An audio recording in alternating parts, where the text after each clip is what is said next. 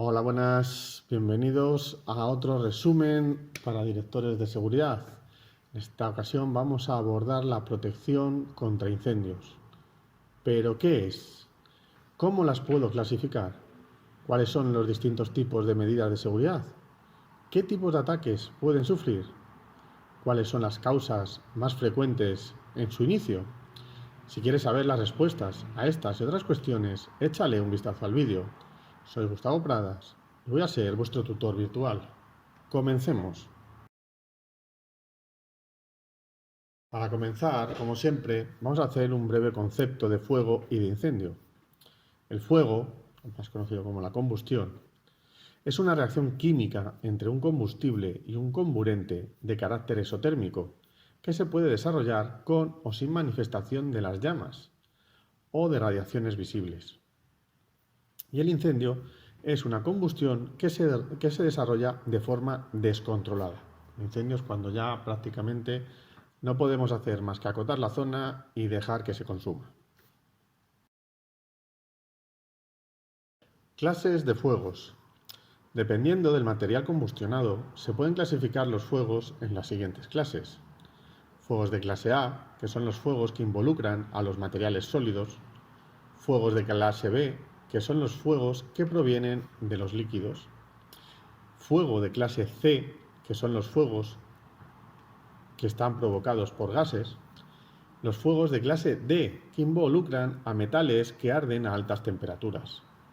Y los fuegos de clase F, que son los fuegos que vienen de aceites y grasas.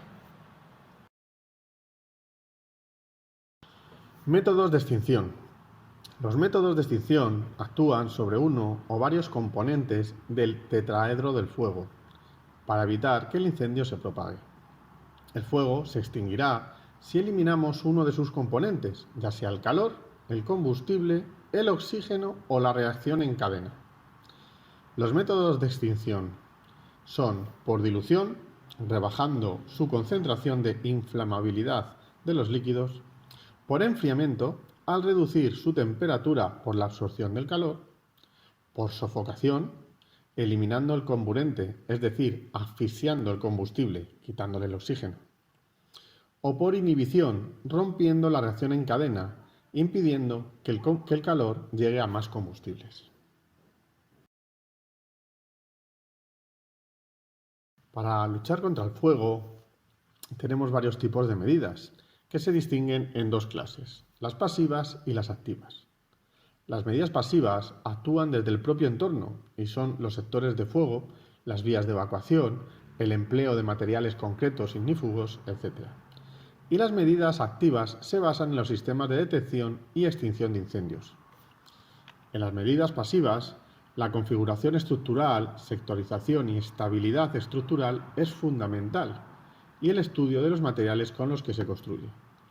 Así tenemos materiales como el hormigón armado, que resiste bien el calor y es incombustible, la madera, que es combustible pero tiene una buena resistencia al fuego, ya que no se contrae ni se dilata. El hierro y el acero, que son incombustibles, pero tienen una RF muy mala porque se dilatan y se comprimen y a 400 grados centígrados pierde su resistencia. Por otro lado, tenemos la protección activa, que aparecen en los sistemas de detección y extinción, que son capaces de controlar y minimizar los efectos de un fuego. También existen las medidas humanas, como los equipos de control y los EPIs.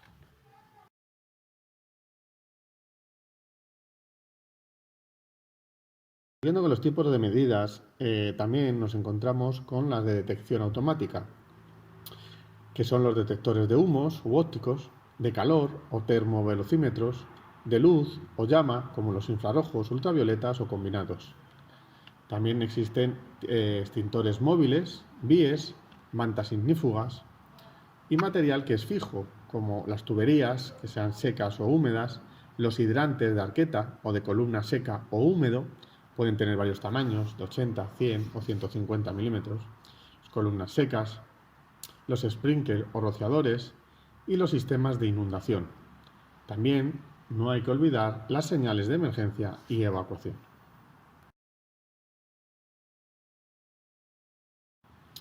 Mantenimiento de las medidas contra incendios.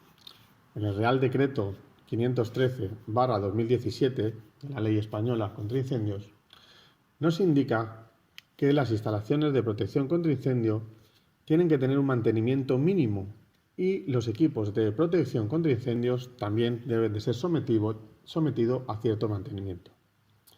Cada año se ha de supervisar el correcto funcionamiento de los extintores realizando un mantenimiento establecido en el programa de mantenimiento anual de la norma UNE 23120.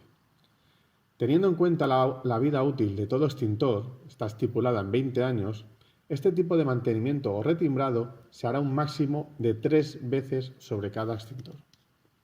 Los detectores de incendios deberán de tener un pequeño mantenimiento periódico que garantice su correcto funcionamiento. Los equipos y sistemas de protección activa contra incendios se someterán al programa de mantenimiento establecido por el fabricante. Las operaciones de mantenimiento serán realizadas por el personal de la empresa mantenedora o fabricante si cumple con los requisitos establecidos en el artículo 16 del presente reglamento, o bien por el personal del usuario de la instalación o titulares de donde estén colocados.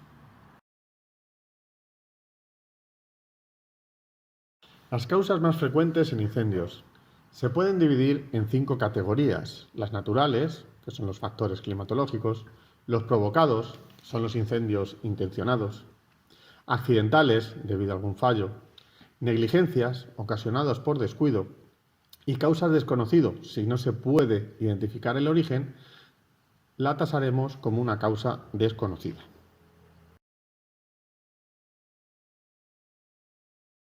Conclusiones. El fuego es una reacción química entre un combustible y un comburente que se puede desarrollar con y sin llamas visibles.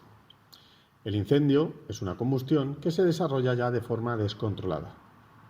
Existen 2 tipos de medidas: las medidas pasivas, que son las que actúan desde el propio entorno, y las medidas activas, que se basan en sistemas de detención y extinción de incendios. Las causas más frecuentes se pueden dividir en 5 categorías.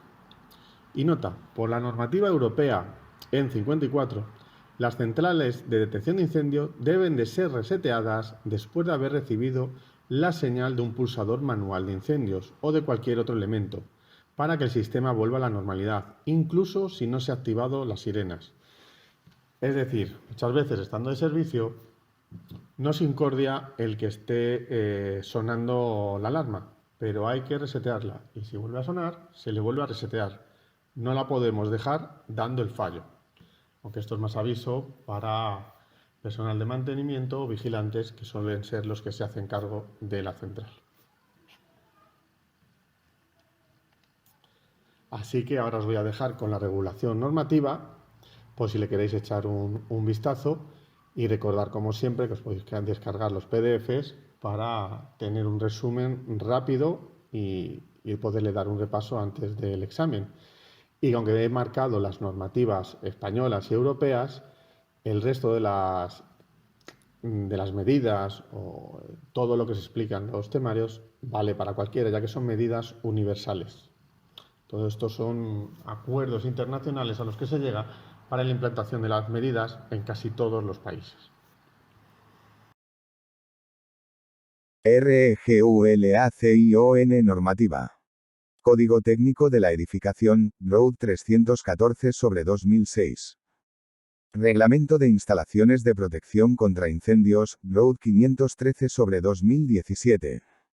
Reglamento de seguridad contra incendios en establecimientos industriales, ROUD 2267/2004.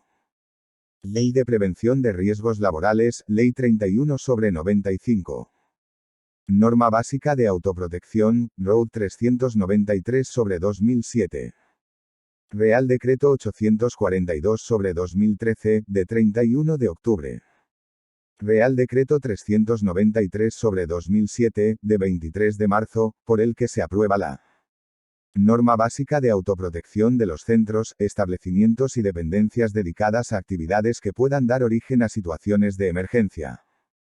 Norma UNE, en 2 en 1994. Norma UNE, en 2 en 1994, A1 en 2005. Norma UNE 23120.